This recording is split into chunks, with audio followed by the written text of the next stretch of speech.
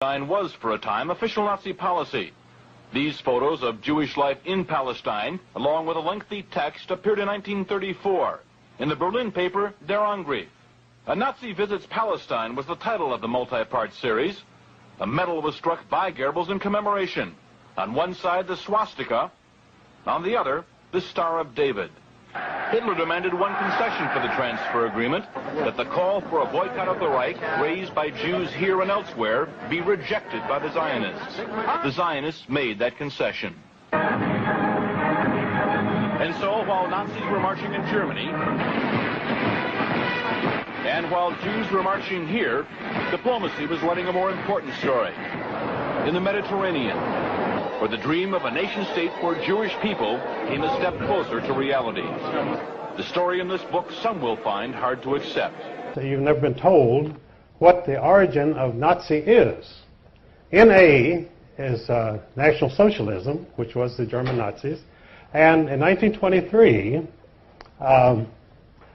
there was a double agent who came to Hitler, and he said to Hitler, look, your Nazi party is not, your National Socialist Party is not getting off the ground. You need an alliance. And he suggested that they ally with the Zionist Party. So the NA of National Socialism joined with the Zionist Party in the World Zionist Party in 1923, and ever after was known as the Nazis, NAZI. The ZI was for Zionists, but of course no one knew that, because our popular mythology is that the terrible Nazis were attacking the Jews.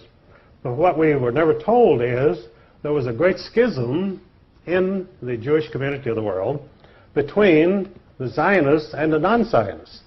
You see, the non-Zionists were the Orthodox Jews who believed you could not have a Jewish state until the Jewish Messiah came. They didn't acknowledge Christ as Messiah, so they were waiting for their own Jewish Messiah to come. Then you would have a Jewish state, and that Jewish state would rule the world.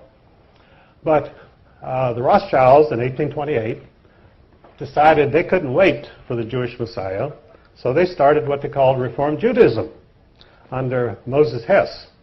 And Reform Judaism said, yes, you can have a Jewish state before the Messiah comes.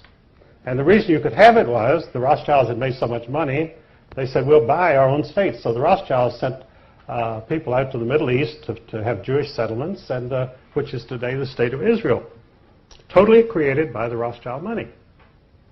And so Reform Judaism then became the cause of a great schism between Orthodox Jews and Reform Jews. Now, no one has ever told you this, I'm sure, but you think that the Jewish community is monolithic. In fact, it's split sharply down the middle.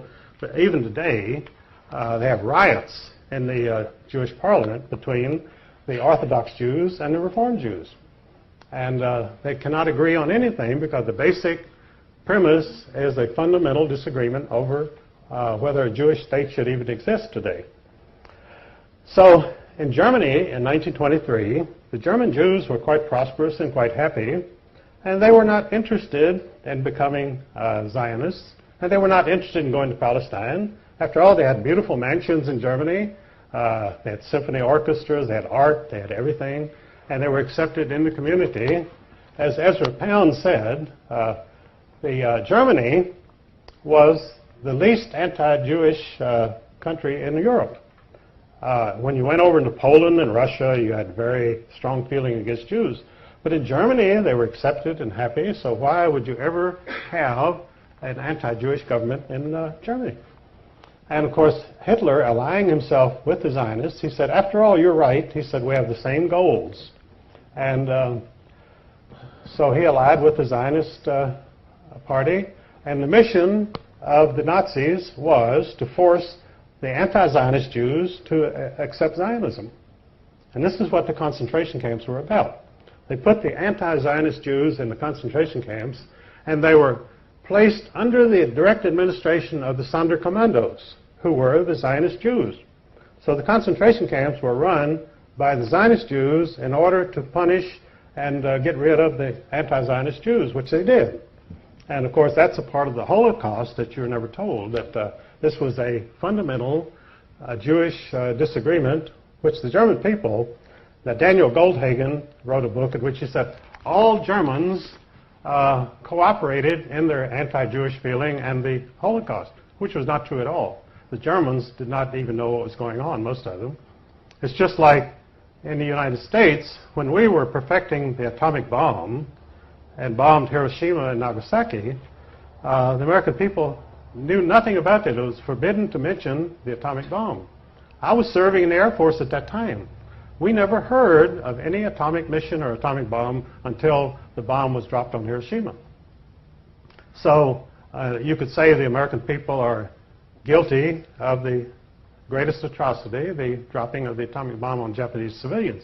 But that isn't true. The American people knew nothing about it. I knew nothing about it in the Air Force. And I was right there. So these things go on without the knowledge of the people or the approval of the people. But of course, they have to accept the results. These things happen, and you're stuck with it. So this is the real story of Zionism, that the Nazis. So then, well, if the Nazis had allied with Zionists, why didn't the Nazi Party survive? Well, what happened was, in 1945, after the German military was defeated, they brought in the German leaders, the German generals, at the Nuremberg trials, tried and convicted and executed them.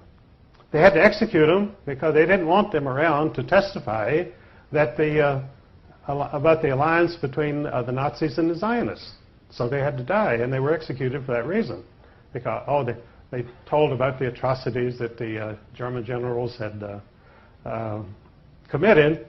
But German generals are like any other generals. They don't really commit atrocities. The troops under their command may commit atrocities, but they don't commit any atrocities themselves. These German generals didn't go around shooting Jews or anybody else. But they were executed, and so the Zionist secret was safe. And now the Zionists were now in command of the world because their National Socialist allies were now gone from history, and the Zionists had a free reign, so they set up the State of Israel. And in fact, some Jews themselves even claim that there should be a statue to Adolf Hitler in Israel because he created the State of Israel, which is absolutely true. Without Adolf Hitler, Israel would not exist. The Jews would still be dispersed and they would have no country. But George Steiner, a very famous Jewish writer, proposed this about 10 years ago. He said, why don't they put up a statue to Adolf Hitler in Israel? Well, they're not likely to. And because there again, the big job of the criminals is to keep the truth from the people.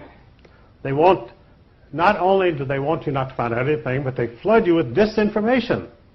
Most of the stuff that you get in the press is absolute lies. And if it's not lies, it's spin or distortions.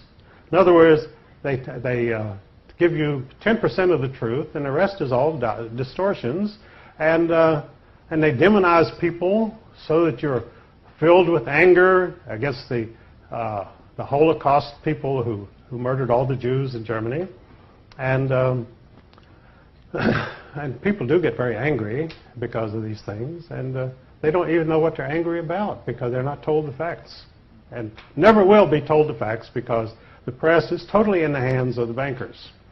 Because news is a high-budget, capital-intensive operation. You need a lot of money. You need a staff covering the whole world, and it's a very expensive situation. So the average truth seeker is not going to start his own television station or newspaper because he doesn't have the $100 million that you need to even get it off the ground. So we're reduced to meetings like this, which are very good. And we also, God apparently was merciful on us, and he gave us the internet. Because in fact, in the States, we had this total monopoly of television by 3 television networks, which were all controlled by Zionists. And so along came cable, and suddenly we had all new stations and all sorts of controversial programs coming on, which, of course, the 3 Zionist networks would not touch with a 10-foot pole. And the result was they were left behind.